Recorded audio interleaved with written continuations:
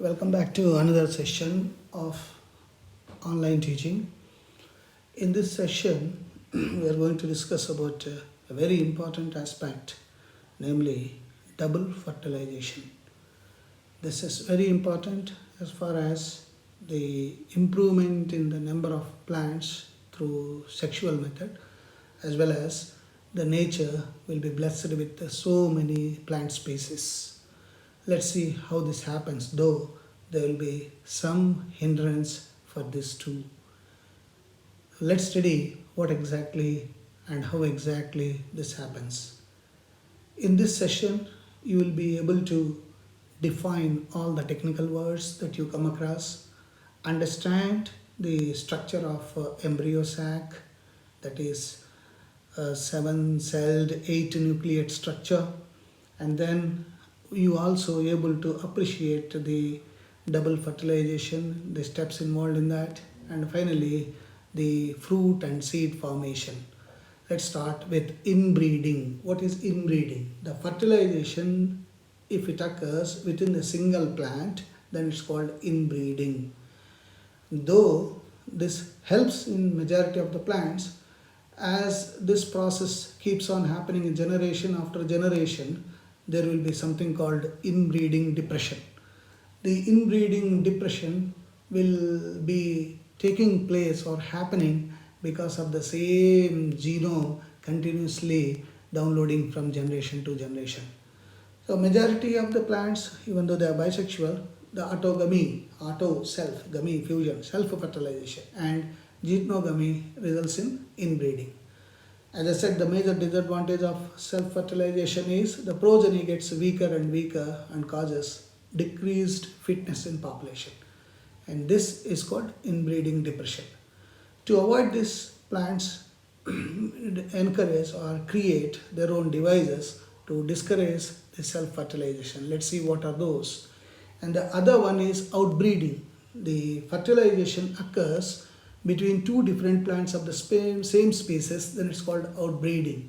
The genogamy, cross-pollination, results in outbreeding. The plants achieved outbreeding by many mechanisms. First, unisexuality. The unisexual flowers are produced in the same plant or different plant. In monoecious plants with unisexual flowers like maize, cucurbita, castor, it avoids autogamy.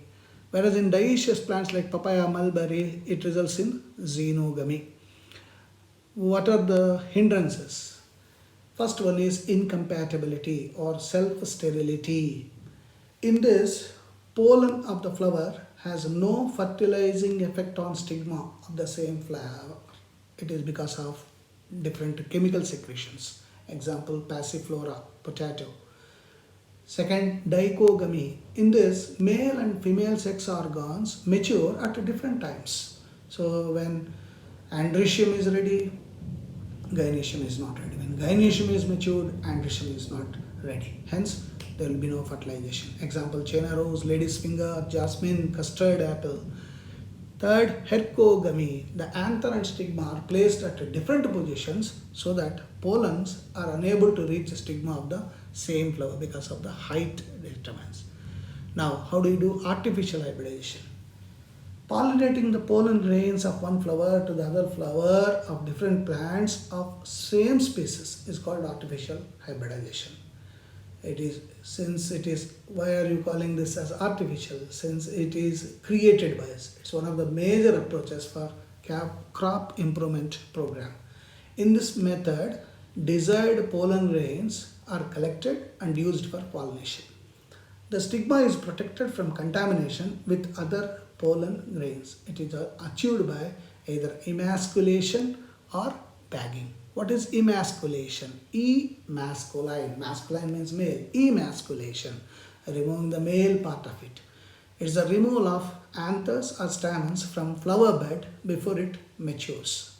And second one is bagging, process of putting a bag on the stigma. It is the covering of emasculated flowers with a butter paper to prevent contamination with other pollens. So pollen grains will be protected, the genome is protected.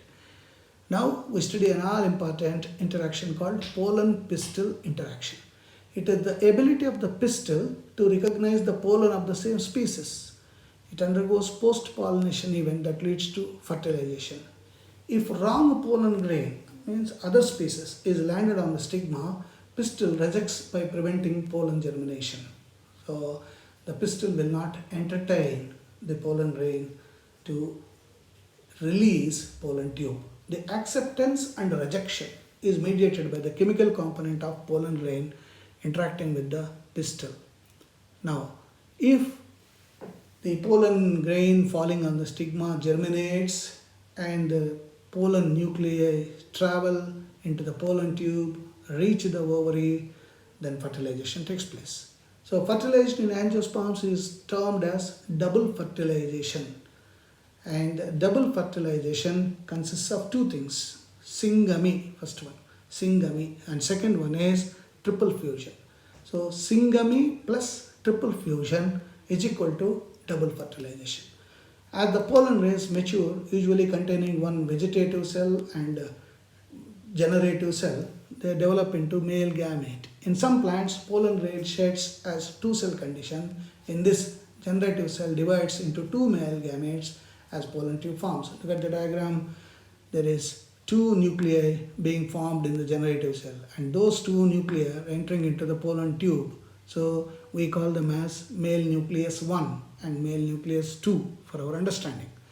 As the pollen grains land on stigma, it starts to germinate. Now look at that pollen grain on the stigma and look at the formation of pollen tube entering into style. The pollen tube comes out of germ pore. It grows through the tissue of stigma style and penetrates the ovule, as you are able to see in the diagram. The entry of pollen tube into the ovule is from different places identified into porogamy. If the entry of pollen tube through micropyle, as you are seeing in the diagram, then we say porogamy. And second, chelagogamy. It is the entry of pollen tube through chelagal end. And mesogamy, it's the entry of pollen tube through integument or funicle. Sometimes the pollen tube enters through integuments, then we say mesogamy.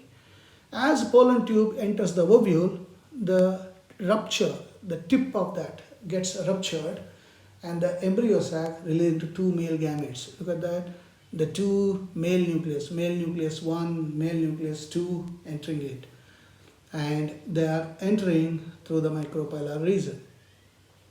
One of the male gametes fuses with egg and forms diploid zygote.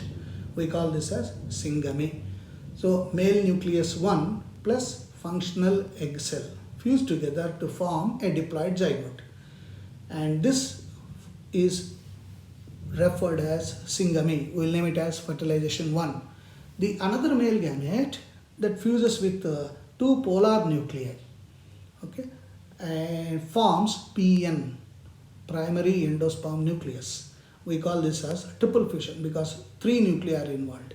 Nucleus of the male gamete plus two polar nuclei, forming 3N pen, PN pen, primary endosperm nucleus. We call this as fertilization 2. Since there is fertilization 1 plus fertilization 2, we call this as double fertilization. So we say S plus TF. S refers to syngamy, TF triple fusion is equal to DF double fertilization. Keep remembering this. As you are able to see here, look at that, the double fertilization taking place. The zygote is 2N whereas pen is 3N, endosperm is 3N. Primary endosperm nucleus pen develops into endosperm. Look at that. And once the fertilization happens successfully, then post-fertilization events take place. Post-fertilization events include endosperm development, embryo development, maturation of the ovule into seed, and maturation of the ovary into fruit. And endosperm, as I said just now, pen develops into endosperm. The endosperm is a nutritive tissue. It is 3N in nature. 3 sets of chromosomes will be there. So there are different types of endosperms. nuclear endosperm, as you see in coconut, cellular endosperm, as you see in datura, helobial endosperm, it divides unequally, and we can see this in monocots. In pea, groundnut, beans, endosperm is completely consumed by developing embryo. In some seeds like groundnut, castor, endosperm persists mature seeds. Now look at the development of embryo now. In dicots, the zygote divides transversely into upper suspensor. Look at this portion, suspensor. And in micropyle region, in the lower embryo cell, chelagel region, the suspensor cell divides and forms 7 to 10 cells called suspensor. Please identify the suspensor in the diagram. The upper cell of suspensor enlarges and attaches to embryo sac. The embryo cell or embryonal cell divides into 8 cells. The lower 4 cells develop into plumule, which is going to become future stem, and 2 cotyledons, the seed covers. The above 4 cells near suspensor develops into hypocotyle and radicle. Radicle is going to become future root. The fully developed embryo of dicotyledons has an embryonal axis that is differentiated into plumule, 2 cotyledons and radicle. Look at that. To begin with, it's a globular embryo. The globular embryo is transforming into heart-shaped embryo, and the heart-shaped embryo is developing into a matured embryo, and the matured embryo has got a radicle, future root, plumule, future stem, and seed coverings called cotyledons. And the same thing we can see how these are formed. It's through mitosis. Look at that globular stage, hypophysis, meristem, shoot meristem, cotyledons, and getting into torpedo. So in monocots, the zygote divides transversely into 2 upper suspensor cells present in micropyle region and lower embryonal cell present in chelagel region. The embryonal cell divides into globular embryo, forms massive cotyledon and plumule. Plumule, of course, caused by coleoptile. Identify the portion, coleoptile. The single cotyledon is called scutellum.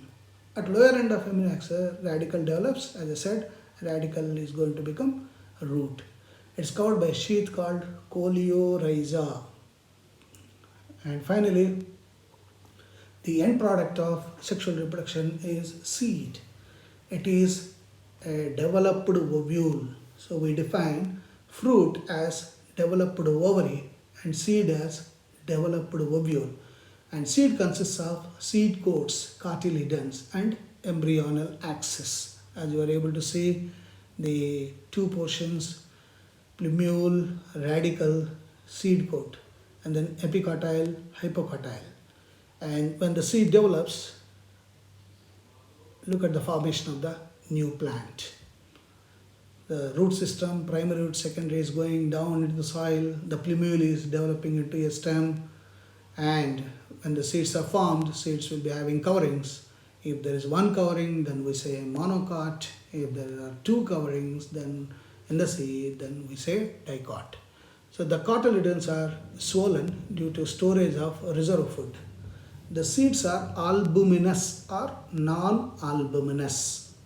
How do we differentiate this? In albuminous seed, endosperm is not completely used up. In like example, maize, castor, sunflower. In some seeds like black pepper, the new cell is also present. The residual persistent new cell is called perisperm. Whereas in non-albuminous seeds, endosperm is completely used up by growing embryo. Example, pea, groundnut. The integument of ovule develops into seed coat.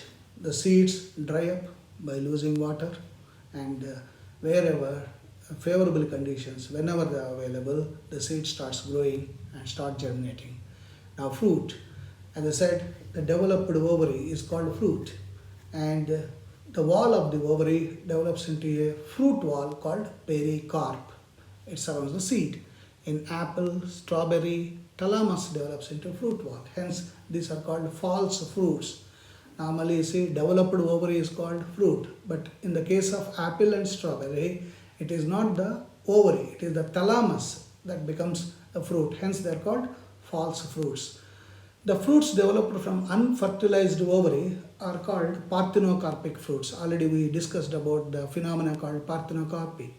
And I said Bijapur is famous for seedless grapes and seedless pomegranates.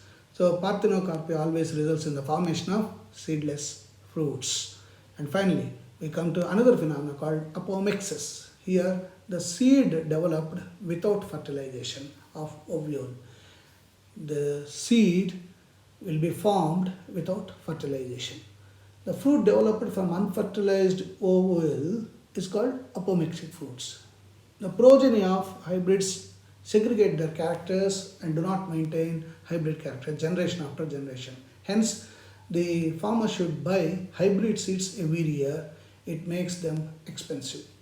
The apomixis is done in hybrid plants to avoid the segregation of characters. The farmers can use hybrid seeds to raise a new crop year after year. Look at that. The result of apomixis, lot of generations, F2, F3, F4 generations. And finally, polyembryony. The presence of more than one embryo in a seed is called polyembryony. All lemon fruits, citrus fruits, we see this. Hence, in this session, we are able to understand what is double fertilization and post-fertilization developments. I'll see you in the next session.